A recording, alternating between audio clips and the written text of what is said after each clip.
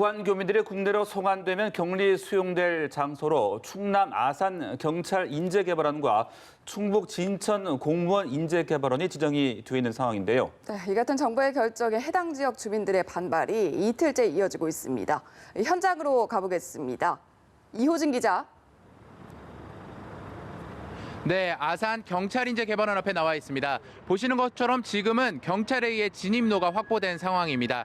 오늘 오후 진영 행정안전부 장관과 양승조 충남도지사가 함께 이곳을 방문해 주민들과 대화를 나눴습니다. 지금도 제 뒤에서는 양 지사가 남아 주민들과 대화를 이어나가고 있습니다. 진 장관과 양 지사가 도착하자마자 이곳에 모여있던 일부 주민들은 진 장관을 향해 달걀 대여섯 개를 투척하는 등 정부의 결정에 대한 불만을 노골적으로 표출했습니다.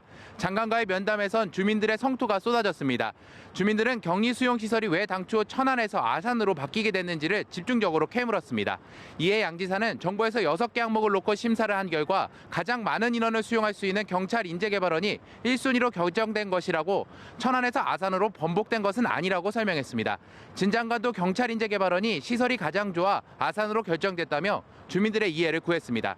잠시 전 진 장관은 또 다른 격리 수용지인 진천으로 떠났고 지금은 양 지사가 홀로 남아 주민 대표들과 비공개 회의를 진행하고 있습니다. 지난밤 사이에도 행정안전부에서 나와 주민 설득 작업을 벌였지만 합의에 이르지는 못했습니다. 주민들은 어제 트랙터와 같은 중장비로 경찰 인재개발원으로 통하는 진입로를 막았었는데요. 경찰은 오늘 오전부터 길을 막고 있던 중장비를 빼고 주민들도 인도 쪽으로 이동시켰습니다. 다행히 주민들과의 큰 충돌은 없었습니다. 다만 장관과 도지사가 도착하기 직전에 일부 격분한 주민들이 한때 도로에 드러누워 농성을 벌이다가 경찰에 의해 해산됐습니다. 네, 그리고 이 진천도 비슷한 상황이라고 볼 수가 있다고요? 네, 그렇습니다. 어제부터 공무원 인재개발원으로 들어가는 진입로를 막아섰던 진천 주민들도 오늘 아침부터 경찰에 의해 해산된 것으로 알려졌습니다. 이후 주민 100여 명은 인재개발원 앞에서 우한교민 수용 반대 집회를 열기도 했습니다. 진천도 역시 밤사이 정부의 설득 작업은 이뤄졌지만 주민들을 설득하는 데는 실패했습니다. 어젯밤 주민들을 설득하기 위해 김강립 보건복지부 차관이 진천 국가공무원 인재개발원 앞을 찾았는데요. 하지만 정부의 졸속 행정에 화가 난 주민들은 김 차관에게 물세례를 퍼붓기도 했습니다. 행정안전부는 잠시 후 진 장관이 진천에 도착해 주민들과 대화를 시도할 계획이라고 밝혔습니다.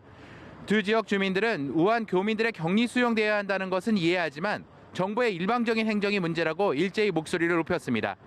정부는 우한 교민들을 이들 지역에 격리 수용하더라도 방역에 최선을 다해 주민들에게 신종 코로나 감염과 같은 일이 벌어지지 않을 것이라며 주민들을 계속 설득하고 있습니다. 지금까지 충남 아산에서 연합뉴스TV 이호진입니다.